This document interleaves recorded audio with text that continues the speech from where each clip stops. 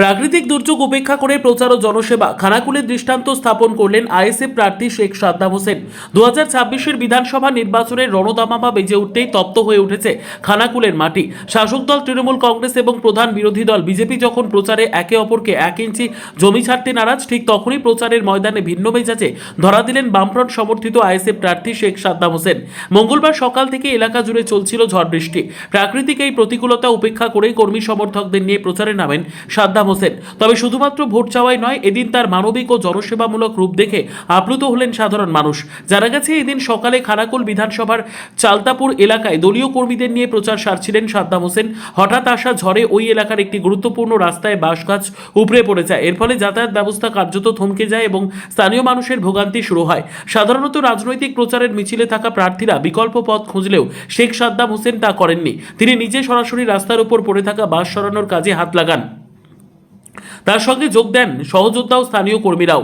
দীর্ঘক্ষণ চেষ্টার পর রাস্তাটি পরিষ্কার করে পুনরায় যাতায়াতের উপযোগী করে তোলেন তারা। খানাকুলের রাজনৈতিক প্রেক্ষাপটে যখন একে অপরের বিরুদ্ধে কাদা ছোড়াছড়ি তুঙ্গে, তখন একজন প্রার্থীর সরাসরি মানুষের সমস্যা এগিয়ে আসার ছবিটিকে ব্যতিক্রমী হিসেবে দেখছেন রাজনৈতিক বিশ্লেষকরা। বিজেপি ও তৃণমূলকে টেক্কা। একদিকে তৃণমূল ও বিজেপি যখন বড় বড় সভার মাধ্যমে প্রচারে ঝড় তুলছে, তখন আইএসএফ প্রার্থী সাদ্দাম হোসেন সাধারণ মানুষের প্রাত্যহিক সমস্যায় পাশে দাঁড়িয়ে জনমত গঠনের চেষ্টা করছেন।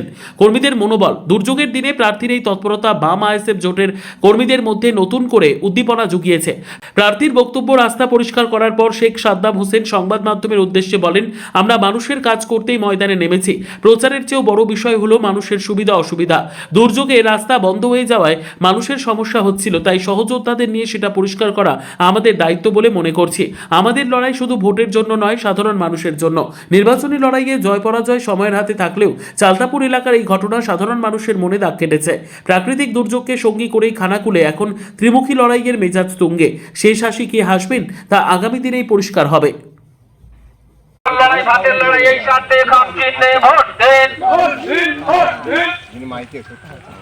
ছিলাম গোলনন্দপুরের এই যে রাস্তা, এখান দিয়ে আমি প্রতি বছর যখন বন্যার সময় আসি, ব্যাপক একটা স্রোত এই জায়গাটা দিয়ে যাই, তাই তো?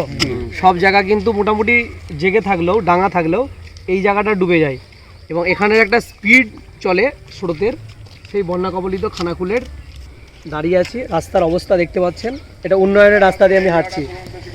আমরা উন্নয়নের রাস্তা দিয়ে হাঁটছি। আমার তো মাঝে মাঝে মনে হয় বন্যার সময় এই বাড়িটা থাকবে কিনা, এত জোরে স্রোত যায় এই বাড়ির পাশ দিয়ে। তো সেইখানে দাঁড়িয়ে এই হচ্ছে রাস্তা। নিজের ভয় লাগছে যেতে, যে পড়ে যাবো কিনা পুকুরে একদম। এই হচ্ছে খানাকুলের উন্নয়ন। আর এই উন্নয়ন দেখিয়েই তৃণমূল কংগ্রেস ভোট চাচ্ছে। ভোট প্রচারে যাচ্ছিলাম, ঠিক সেই সময় দেখলাম রাস্তায় ঝড়েতে গত রাতের বাঁশ পুরো এ মাথা থেকে ও মাথা। বেলা 11:30 বাজছে, মানুষের বাইক সাইকেল যেতে খুবই সমস্যা হচ্ছিল। আমরা চেষ্টা করলাম সেটাকে একটুখানি দেখি পিছিয়ে, সেটাকে একটুখানি কোনোরকম কেটে, যাতে করে সাধারণ মানুষের যাতায়াতের ভোগান্তিটা কিছুটা লাঘব হয়। তার জন্য বাকিটা আমাদের স্থানীয় নেতৃত্বরা যারা রয়েছেন, তারা এগুলোকে কেটে সরিয়ে দেবেন বলেছেন।